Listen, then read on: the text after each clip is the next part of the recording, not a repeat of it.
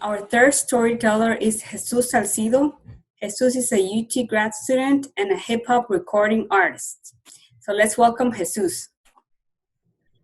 I'll get right into it. I was born in Chihuahua, Mexico, to teenage parents. My dad was 16 and my mom was also 16. Um, and when I was 7, they decided to move to the United States. And sometimes people ask why, and I told them, like, I didn't know at the time.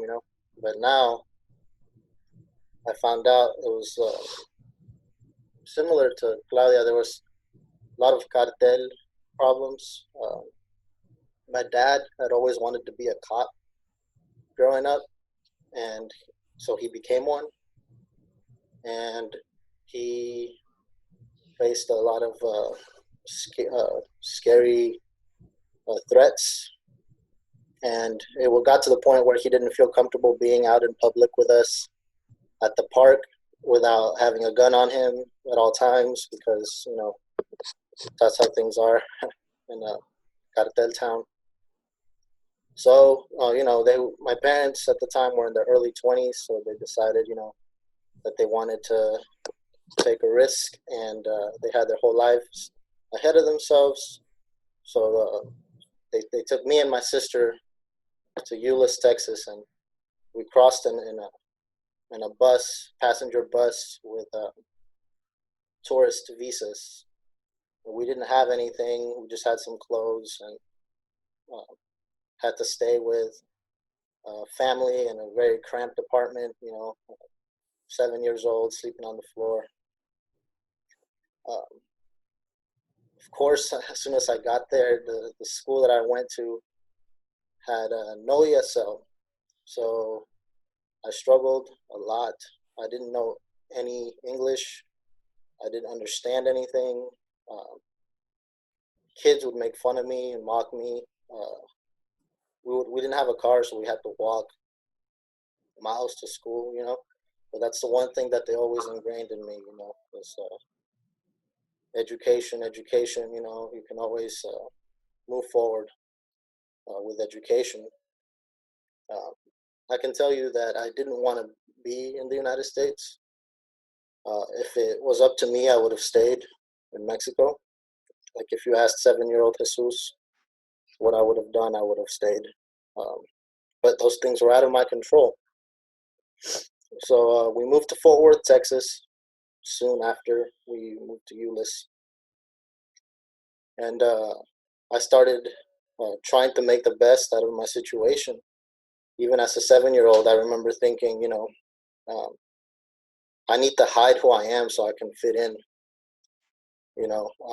That's the best thing that I need to do. I need to make sure that people did not know that I was an undocumented immigrant from Mexico.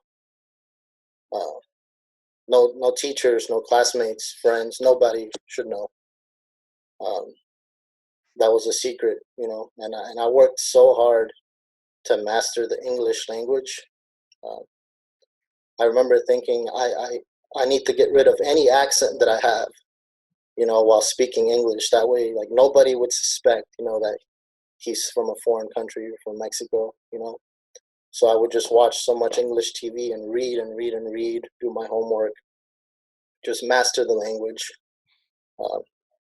I remember something also that was very influential as I was growing up was watching the local Spanish news, because you see the deportation rates that they're reporting about, and I remember every Saturday, they had an immigration attorney live on the show, and people could call in and ask questions, and that's how I learned all that I know about immigration, just by watching the news as a kid. I learned things that were going on. I remember when Texas stopped giving out driver's licenses to undocumented immigrants, and my dad was so upset. And that's really when my deep fear of the police started, because you could get pulled over and be deported. There was just this deep fear of the police, just deciding to take it upon themselves to turn you in. I remember seeing an ICE van one time with my dad, and he pointed at it and he said, um, that's an ICE van, always be on the lookout for those vans, like always be, like he called it abusado. So like always be looking out, Um, I grew up a little bit, and like many other immigrant children or children of immigrants, I essentially became my family's attorney because I had to fill, you know, and translate apartment leases, school documents, bank paperwork, any mail. I had to call the apartment maintenance on behalf of them if something was wrong. Had to call DirecTV whenever they were charging us extra or something didn't make sense to my parents. I had to call Wells Fargo when they were scamming both of my parents. And that's super stressful for an 8-year-old, 8 to 10-year-old, like always be having to deal with adults that don't take you seriously. So I started feeling a lot of resentment towards my parents for making me do that. And and like school became my sanctuary. It was a place where I was beginning to fit in and make friends now that I learned English. I became more comfortable as I grew older. By middle school, I had the whole act mastered. I would claim Fort Worth as my hometown, and I thought, maybe I belong now. Uh, like I lied to myself, and I still had that, dirty secret that I was undocumented inside me, and I still lived in fear, but I was very good at hiding that. Um, you fast forward to high school, and you know, you would look at me on paper, and I was thriving. Soccer team, I was in theater, I was class president, had friends. I did really well academically, near the top of my class. But I could only run away so much from being undocumented because, by the time my friends were 16 and 17, they started to get part-time jobs. They started to get their driver's licenses. Um, they would fill out their FAFSA applications, and they would apply to colleges and scholarships. And uh, they would always be asking me, hey, why aren't you applying? Like, why don't you have a car? Why don't you drive? Why don't you have some part-time work so you can start earning some money? And I would always make up excuses. Um, I tried. Like I thought that I could somehow get help uh, to get into college, and I would go online and every application for scholarships, requirements, U.S. permanent residence or U.S. citizen every time. I even tried filling out the FAFSA once, and I remember seeing it is a federal crime to turn this in if you are not eligible. You know, so you just get really discouraged because all those things that my friends were doing, I couldn't legally do. You know, um, and I didn't bust my butt studying, doing so much homework, following what my whole family told me to do, following education only to be breaking my back, and like not following my heart and my dreams. So like all I wanted to be was just a normal a normal citizen.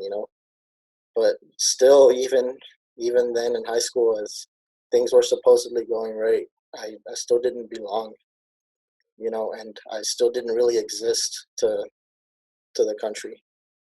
Um, I didn't have any documents, any valid IDs, no social security number.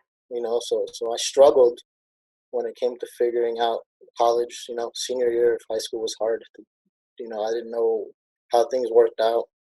So I visited the University of Texas, and I just was really liking the campus, but deep down I knew that I still had no shot at getting in just because of this problem, and like I was so stressed that finally, I was talking to a counselor, admissions counselor at UT, and I just broke down and I said, you know what, like I like essentially confessed to her, like this is my situation, like I'm undocumented and like I don't know what to do. and that was the first time that I told anybody, and so just trusting a stranger.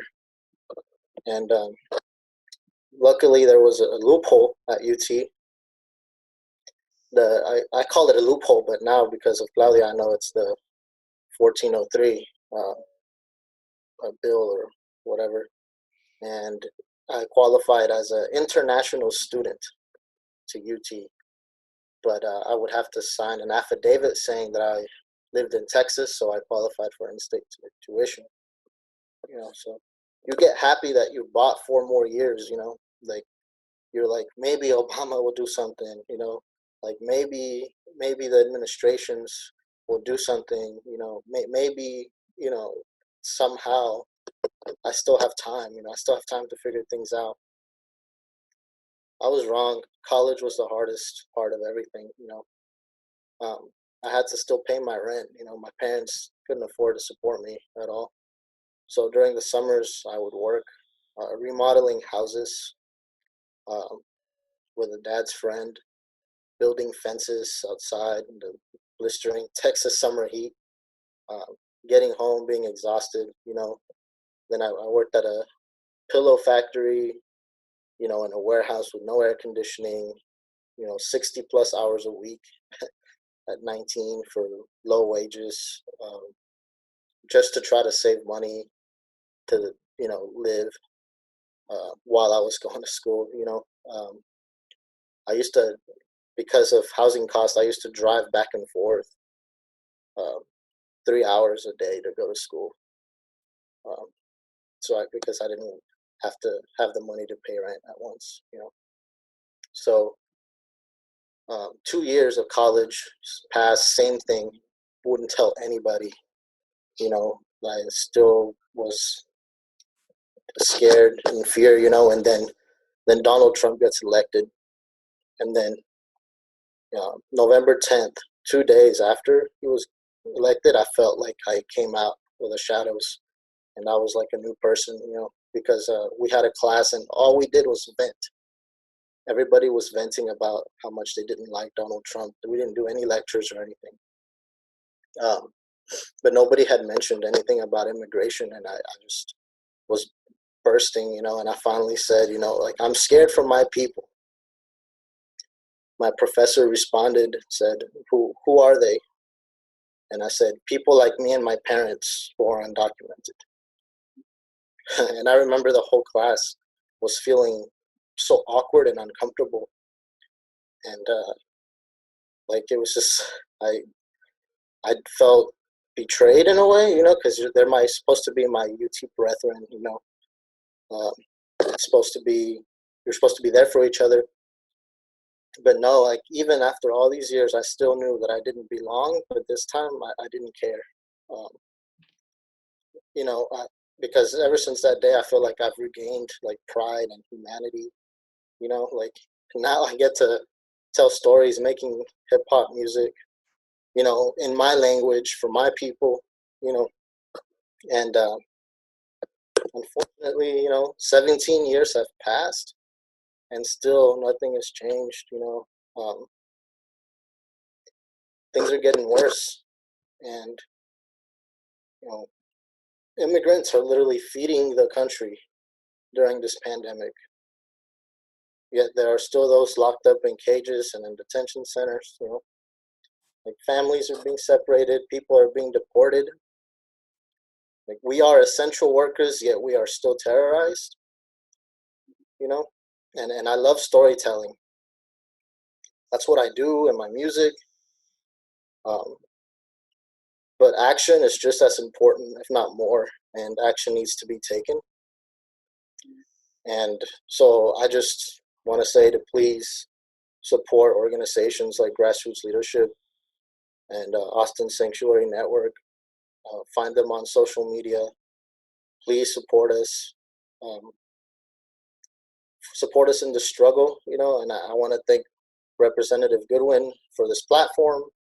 And I hope that you, Representative, will join us and being an ally, and that you will, and that your constituents will join you in being an ally to us.